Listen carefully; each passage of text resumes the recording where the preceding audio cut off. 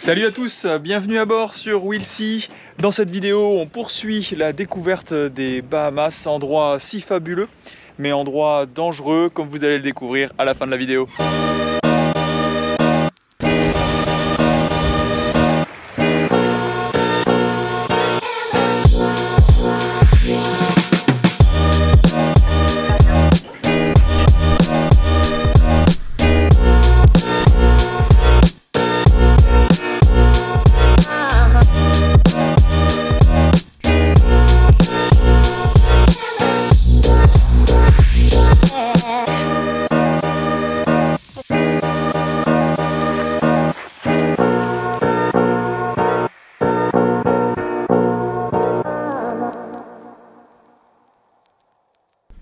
Après avoir récupéré Papa Nassau, eh bien, on n'a pas traîné et on est parti vers les Exumas, on est retourné là-bas, tellement ça nous avait plu. Et la route retour a été semée de pas mal de grains, de prés, et vous le voyez à l'image, le grain donne à peu près ça sur le traceur, grâce au radar, cette grosse tache rouge qu'on va tenter d'éviter, mais qui finalement nous rattrapera et on passera en plein milieu avec deux riz à la grand voile et au génois.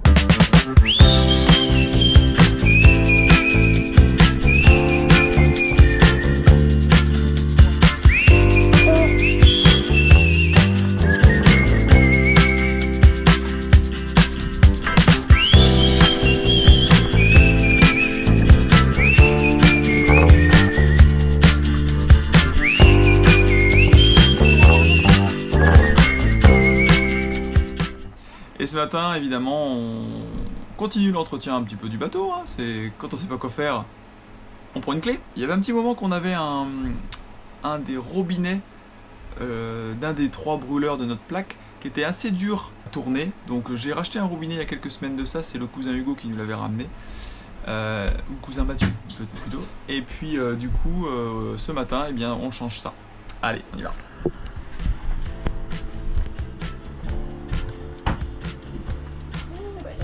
Aimerait vraiment pas. Et là, je vois que Pamela m'appelle. Alors je dis, ah bah attends, c'est Pamela qui utilise son téléphone. Et en fait, j'appelle Pamela, je vois Pamela. Et elle me dit, ah non, moi je suis pas avec les filles, je suis à la maison et tout. Donc en fait, du coup, j'ai eu Pamela toute seule. Ouais. Et après t'as eu les autres. qui me rappelait, du coup, parce qu'elle va Oui, bien sûr. Allez. Ah, mais c'est ça. Voilà le robinet démonté, robinet de gaz. Vous voyez avec le bouton qui sort côté gazinière. Ici c'est la sécurité brûleur, le gaz vers le brûleur et dessous vers la rampe qui amène le gaz depuis la bouteille. Voilà, donc ça se démonte plutôt bien. Il y avait sur les forums où tout le monde dit, tous les pros, tout ça, ne le faites pas vous-même. Ne le faites pas vous-même. Évidemment à ne pas prendre à la légère. Et de là à demander à un professionnel de venir qui va prendre un certain prix, je pense que c'est quelque chose qui peut quand même se faire soi-même. En tout cas là je viens de le faire, bien précautionneux, les bons serrages mais pas trop, et normalement il n'y a pas de problème. Et puis surtout une phase de test pour s'assurer que ça ne sent pas le gaz, parce que sinon ça pose problème. Voilà, petit bricolage, pas très long, si ce n'est le démontage du four qu'il faut sortir pour accéder aux plaques, mais sinon ça se fait quand même bien. Et puis on va pouvoir retourner ce bouton de manière beaucoup plus facile.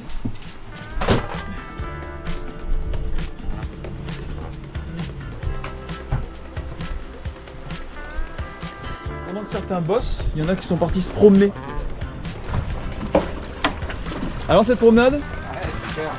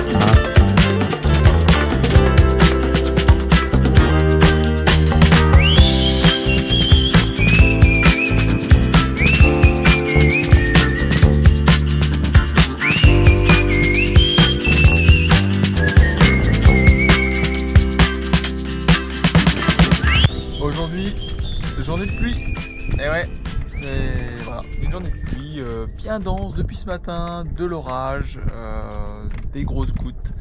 Donc bah voilà, les Bahamas c'est aussi ça, la vie en bateau également. Et bien qu'est-ce qu'on fait un jour de pluie? Eh ben chacun s'occupe.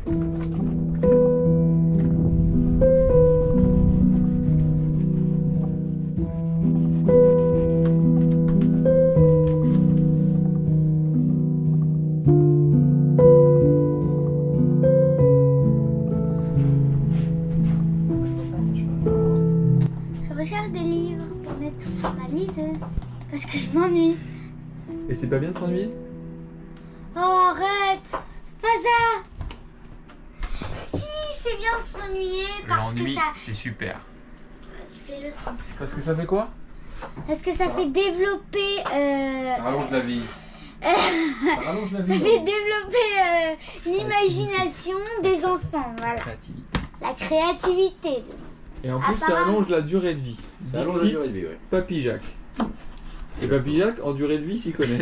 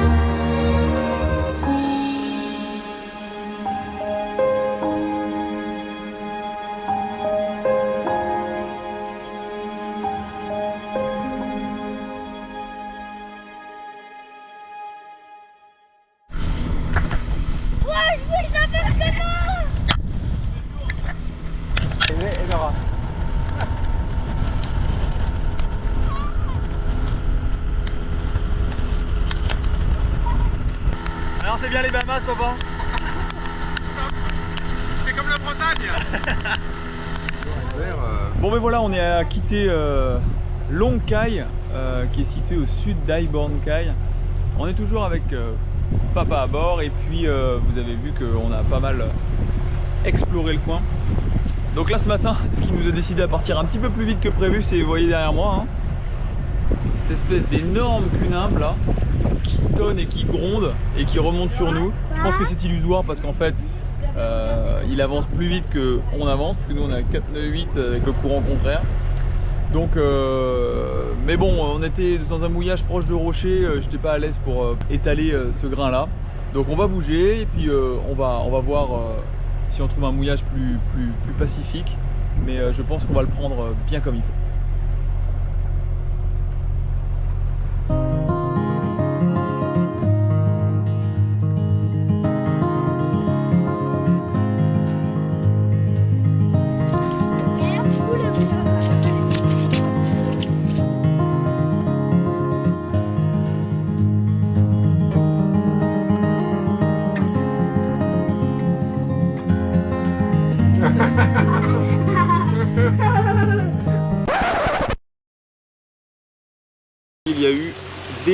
orage cette nuit, vraiment massif.